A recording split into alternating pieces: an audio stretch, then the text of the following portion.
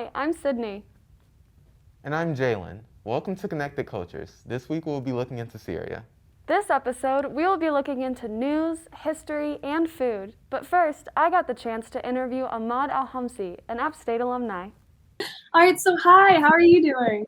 I'm really well. How are you? Good, good. So could you give us a little background on yourself? What year are you? What are you studying? Yeah, of course. I graduated from App State maybe three years ago, and then I moved to the Canadian Rockies. I've been living in Banff National Park, and I actually just today signed my an offer to go to Toronto University to do my master's. So that's exciting. I'm gonna be doing comparative literature for my master's. Yeah, so that's that. What is comparative literature like? What do you want to do with that kind of area of study? So people still don't know how to define literature, but comparative literature is so you study two, for example, you can study Arabic literature and American literature, and you can compare them together, and you can show the differences or the similarities between them. And what you can do with that is basically really nothing. I can just maybe become a professor, and that's the goal, hopefully. That sounds so fun. Thanks. Awesome. So you're Syrian, and I know the concept of nationality is a little bit different in the Middle East. Would you mind going into some detail about that?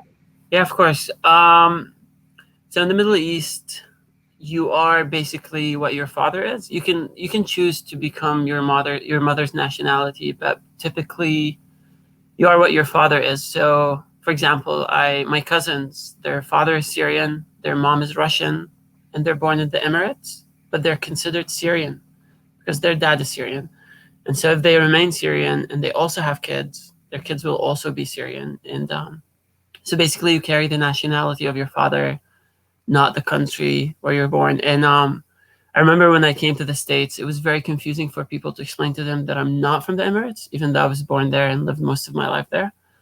Because, in the States, if you're born in the States, you are American. And yeah, so that's that. That's so interesting because it kind of keeps like the nationality and or lineage of the family together, even if you spread out and move to different places, correct? Yes, exactly. And it's pretty cool because in Arabic, we have two words for to say country. So we have dawla, which means country, but we also have the word watan, which I don't believe you guys have it in English, and it basically means it's like the immaterial country. So it's a country that only exists within the person, and the so the word citizen comes from the word watan, which is the concept of a country. So basically, like when you say you're a muwatan, a Syrian muwatan, you're saying like you belong to the country within you, not to the country. I don't know, it's weird, but That's fascinating. I don't think we have a word for that in English. That's such a fascinating concept. How often do you visit Syria? So before the war, we used to go a lot. I used to go almost every summer, I think, and sometimes I believe I went a couple of winters. But then after the war, it's been 9 years, and I haven't been there since. So yeah, it's been a while. Yeah, and what are some things that you miss in Syria? I miss jasmines. So Syria, when you walk in Syria, all the cities are covered with so jasmine is a shrub that climbs walls, and Syria is basically covered with I actually have a jasmine plant right next to me right now. And so when you walk in Syria, you smell jasmine constantly. I miss the shops there, the food, the tea, the culture, the weather. They have an amazing weather. I miss the mountains of Syria. Yeah, I hope I don't know if that's too much or I don't know. No, that's awesome. So when you moved to America, did what was the biggest culture shock, I feel like? When I went, I remember coming back when I came back from the States. My mom asked me that question. She said, "What was the weirdest thing you experienced in the States?" And I don't know. I didn't want to tell her something too shocking, so I said, when I went to people's home, and I know I wasn't going to like families' homes. I was going to students' homes. But I said, when you go to people's homes, they don't offer you tea. and my mom didn't believe me. And I actually remember, and it's weird because, like when you go to someone's home back home, they offer you food or tea. But I remember going to like my friend's home and they'll be cooking food. I'm like, yes, I'm actually hungry. But then they would eat it in front of me and not offer anything. Or I know it's weird, but it happens. And I thought it was weird. So my mom didn't believe me. So I told her another thing, which she also didn't believe. I said, they have homeless people. And, Syrians are like, as a country, they're poorer than the States. But the concept of having a homeless person is just so strange, because when I told my mom there's people who sleep in the street, she said, where's their parents? And I said, oh, they're dead. And she said, where's their siblings? And I said, their only child. And I said, what about their cousins? And she kept asking me, what about their friends? Because back home, no matter what happens to you, there's a family member that will take you in. And I remember when I came to the States, and I mean, I've seen it in movies, but I thought it was a movie thing, actually. And I remember seeing homeless people. It was such a shock. And one time I was in New York, and I actually saw there was a homeless man dead on the side of the street, and people were just walking. It was just so strange. So maybe that is one of the biggest, yeah. Yeah, just the whole not being phased, completely desensitized. Yeah. It shocks me to this day too, and I've lived here all my life. But if there was one thing that you'd want App State students to know about Syria, what would that be? Oh, that's a good question.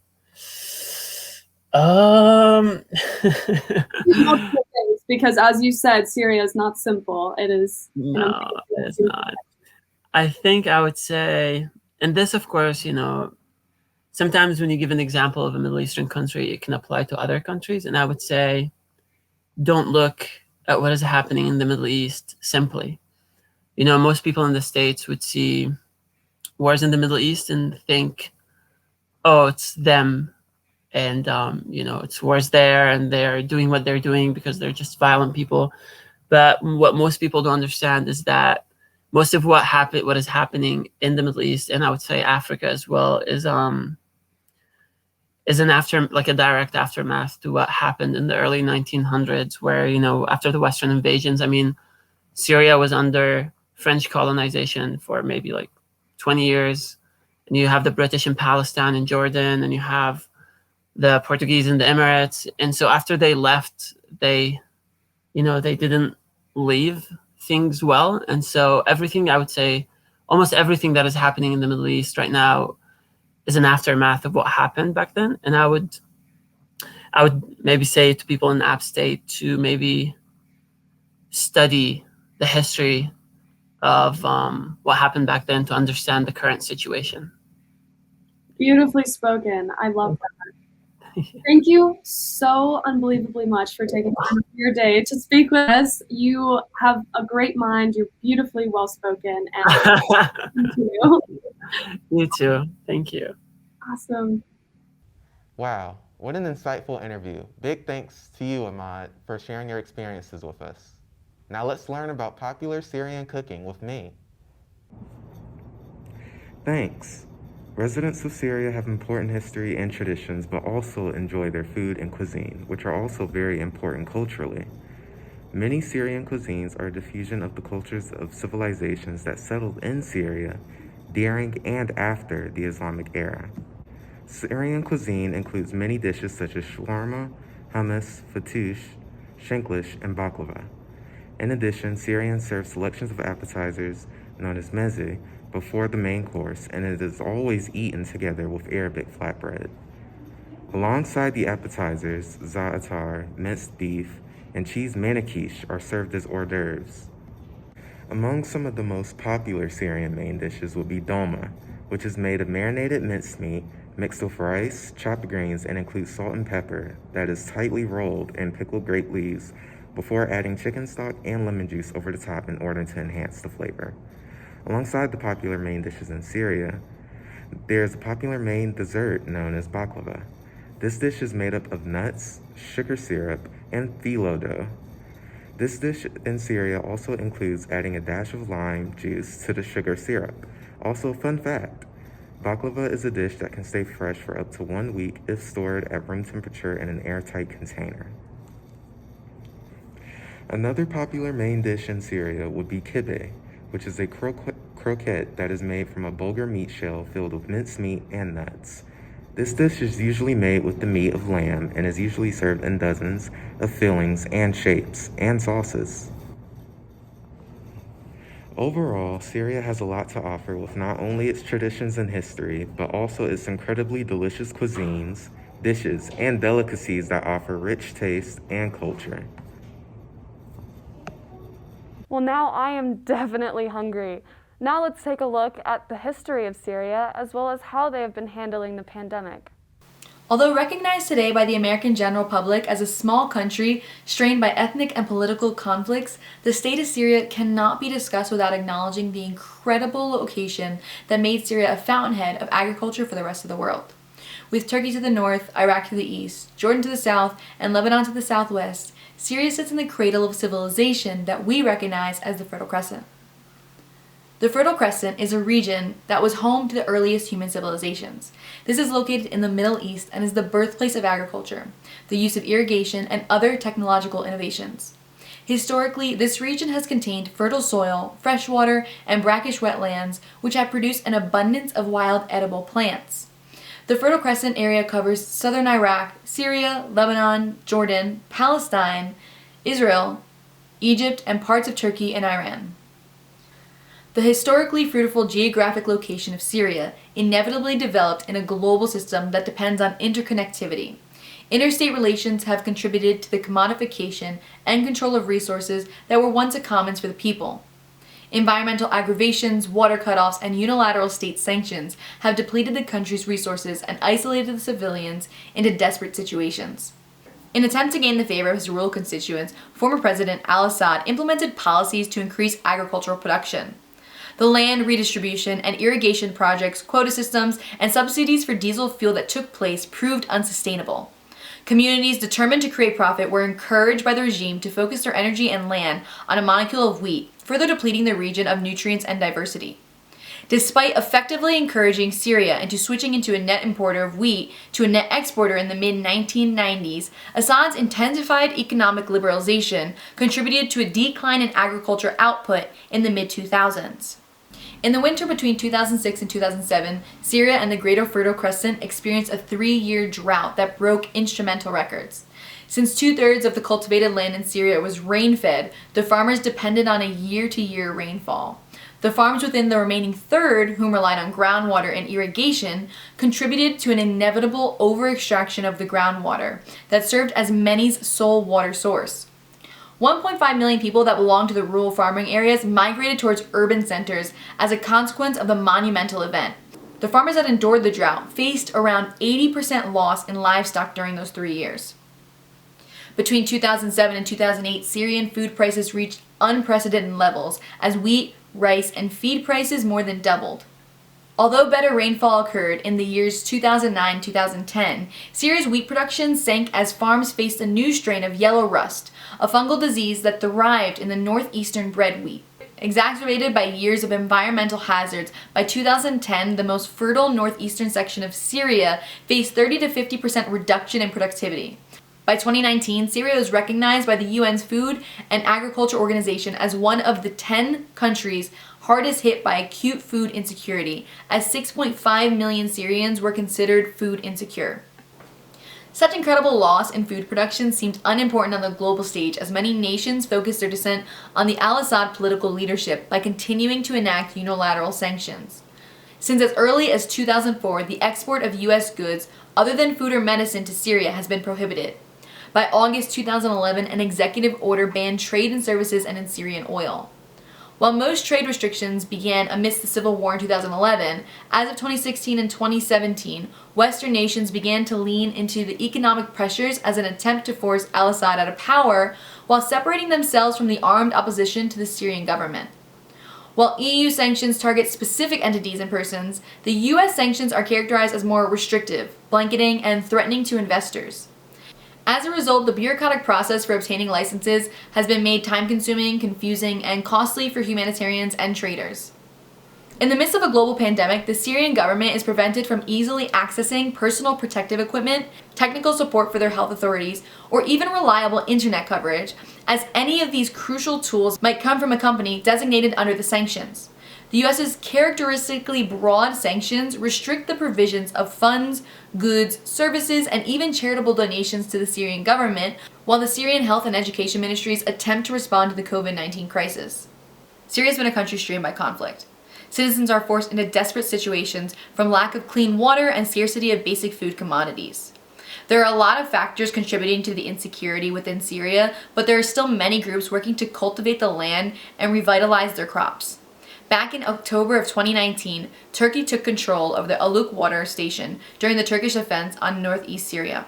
This water station is located near the Syrian town of Ahaske, which serves 460,000 people. Since the start of 2020, Turkish authorities have interrupted water pumping several times, and it was only in January of this year that the pump began operating again. The cutoffs are happening in Syrian communities already exacerbated by various geopolitical factors. Various organizations have attempted to advocate for these communities, but reports and tactics have failed to create security during a global pandemic. Aid agencies have tried to raise awareness about hand washing practices, but due to the repeated water interruptions, they are unable to encourage this measure. These water interruptions are making it difficult for the country to put COVID procedures in place as their options are becoming more limited. Turkey has said that authorities in control of the Tishrim Dam, a dam that is out of Turkey's control, failed to provide electricity to the pumping station, but humanitarian workers say there continues to be enough electricity to operate the watering station. It has been documented that these camps are in dire conditions with overflowing latrines and residents drinking wash water from tanks containing worms. These conditions only grow worse with the water supplies cut off and put the already vulnerable population at greater risk of contracting the coronavirus. Despite international news highlighting internal and external conflict in Syria, the Syrian civilians continue to return to the land that their ancestors once invested in. Using old practices and encouraging diverse agriculture, women-centered organizations are sprouting gardens of fruit trees and vegetables in an attempt to return to fertility. Although the northeastern portion of the country is outside of the government control, the Kurdish-dominated Autonomous Administration of North and East Syria already produces almost half of the country's domestic wheat production of the year. The region of Rojava is recognized as the birthplace of 60% of the Syrian agricultural produce. Villages that have been semi-destroyed by war have recently been re-inhabited by families hoping to reconstruct and revitalize the Rojava region. Specifically in the town Kobani, environmental and food education have been integrated into the schools and school garden work to educate future generations with ecology as a fundamental principle. Utilizing ancient cultivation techniques and by cultivating crops that do not require a great deal of irrigation, fruit trees once banned by the Assad regime are already giving fruit. Olive, pomegranate, fig, hazelnut, and other varieties have been returned to their natural environment. Proof that the people have not lost their roots despite a loss of resources and agency in an era of displacement. Due to Syria's ongoing conflict, as well as the dire need for humanitarian aid, the country has been very vulnerable to the COVID-19 pandemic. It has also been a struggle for the public to be confident in the government currently, as some believe the numbers of cases and deaths have been misconstrued.